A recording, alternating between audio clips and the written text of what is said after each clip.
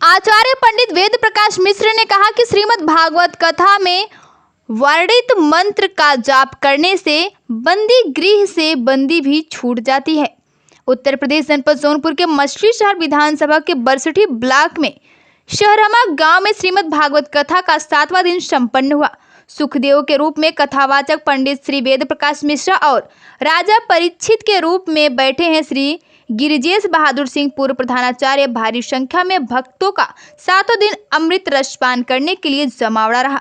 कथावाचक श्री वेद प्रकाश मिश्रा ने 7वें दिन की कथा में कहा कि श्रीमद् भागवत कथा के मंत्रों में इतना प्रभाव होता है कि बंदी गृह में बंद कैदी भी जेल से छूट जाता है। उन्होंने कहा, कृष्णाय वासुदेव हरे परमात्मने प्रणतक्लेशना शाय गोविंदाय नमो नमः मंत्र का जाप अवश्य करना चाहिए। उन्होंने सुदामा चरित्र भरत जी की भक्ति शब धन प्राप्त हो, यदि राम ना मिले तो शब व्यर्थ हो जाता है कि कथा सुनकर माँ भक्तों का मोह लिया। उन्होंने कहा, कभी ब्राह्मण का अपमान नहीं करना चाहिए। भागवत कथा से पितरों का उत्थान होता है और हर मनुष्य को गया धाम अवश्य जाना चाहिए। पेश है सबकी नजर न्यूज नेटवर्क की खास रिपोर्ट। सुदामा की दीन दशा करुणा करी के करुणा निधि रोए, और पानी परात को हाथ छुयो नहीं, प्रभु नैनन के जल से पग धोए। गोविंद ने अपने अस्त्रों से ही पाद प्रक्षालन कर दिया है। तो पाद प्रक्षालन किया तो संत तो यहाँ तक बताते हैं कि सुदामा और कोई नहीं कि वही केवट सुदामा के रूप में आया। जो त्रेता में केवट हुआ था उसने भगवान के चरणों को पखारा था, अपनी जीवा से उनकी तलों को चाटा था। एक भी कण न लगा रहे।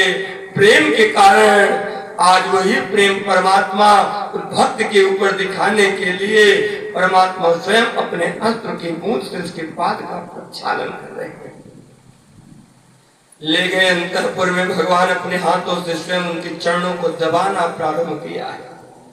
चरणों को दबाना प्रारंभ किया।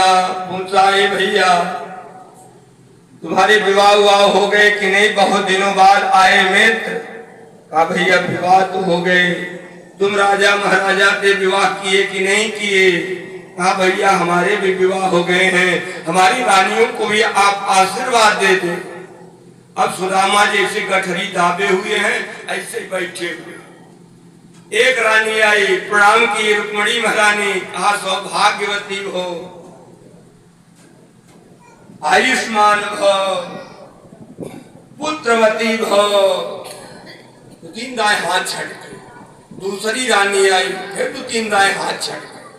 जब 5000 रानी आई, जय जय। कहा, एक कन्हैया अभी कितनी रानियां हैं? कहा, विप्रदेव अबे तो आधो संख्या नहीं पूरी हुई है। पूरी आ जाए तब न आशीर्वाद आप दे ले। तो युक्तिम पंडित तुरंत युक्ति लगाते हैं ब्राह्मण लोग। कहने कन्हैया एक कहा। आपका चहेता चैनल भारत सरकार की डिजिटल मीडिया आचार संहिता 2021 के अंतर्गत FCDN का सदस्य है।